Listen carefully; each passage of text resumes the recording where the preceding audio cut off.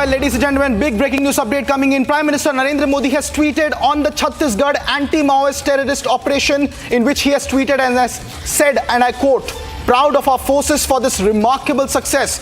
Our government is committed to eliminating the menace of Maoism and ensuring a life of peace and progress for our people." That's the big reaction coming in from Prime Minister Narendra Modi as our forces have secured one of the biggest victories against Red Terror in Chhattisgarh.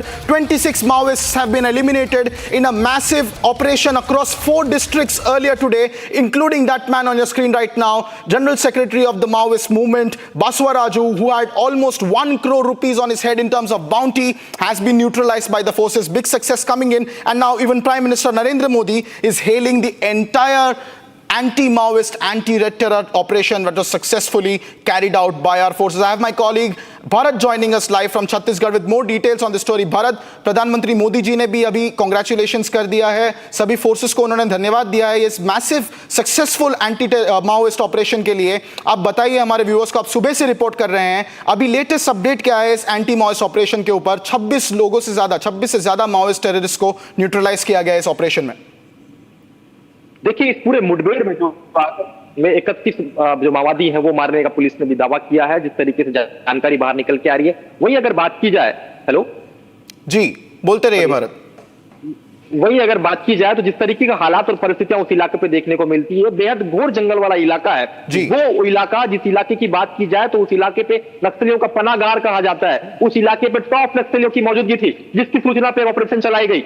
एक नहीं, 2 नहीं, 3 district के जवान, जिसको लेके जवानों ने शौर्य का परिचय दिया है, वैसे इलाके पे घुस के माओवादियों को खदेड़ा है। और जिस इलाके पे माओवादियों की मौजूदगी थी, टॉप नक्सली सीसी मेंबर यानी बड़े बड़े नक्सलियों की मौजूदगी थी। छत्तीसगढ़ के गरियाबंद में एक ऑपरेशन हुआ था, उस ऑपरेशन में चलपति राव मारा गया था, वो भी करोड़ों रुपए का नक्सली इनाम बताया जा रहा था। वहीं अब बसवा राज, जो कि बड़ा नक्सली माना जाता है, 1 करोड़ का इनामी नक्सली है, उसकी मौजूदगी थी, उसको पुलिस के जवानों ने ढेर किया है। तो एक बड़ी सफलता देखी जा रही है। देश के गृह मंत्री ने जिस तरीके से इस पूरे मामले को लेकर अगर बात की जाए, डेडलाइन जो उन्होंने तय किया था, उस डेडलाइन के तर्ज पे ऑपरेशन चल रहे हैं बस्तर के अलग अलग इलाकों पे।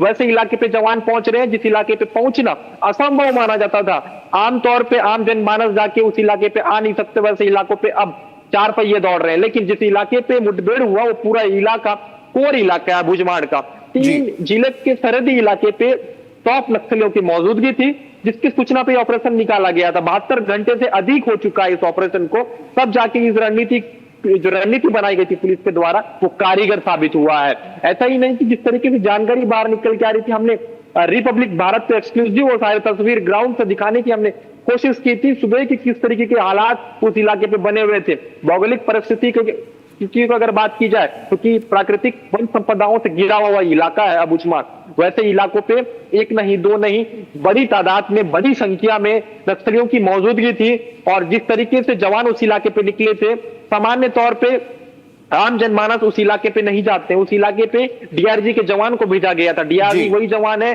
जो नक्सलियों से मुंह तोड़ जवाब लेते हैं। उन जवानों को उस इलाके पे भेजा गया था। वो वाकिफ होते हैं जंगलों से, वो वाकिफ होते हैं नक्सलियों की रणनीति से, वो वाकिफ होते हैं किस तरीके से नक्सली जो है वो रणनीति बनाते हैं। यही वजह है कि जो डीआरजी के जवान है सफल ऑपरेशन को अंजाम दिए हैं, जिसकी चर्चा बस्तर ही नहीं देश में भी होने लगी है। जी, Thank you very much, Bharat, for those updates coming in live from Chhattisgarh. Ladies and gentlemen, as the biggest anti-Red Terror operation has been successfully completed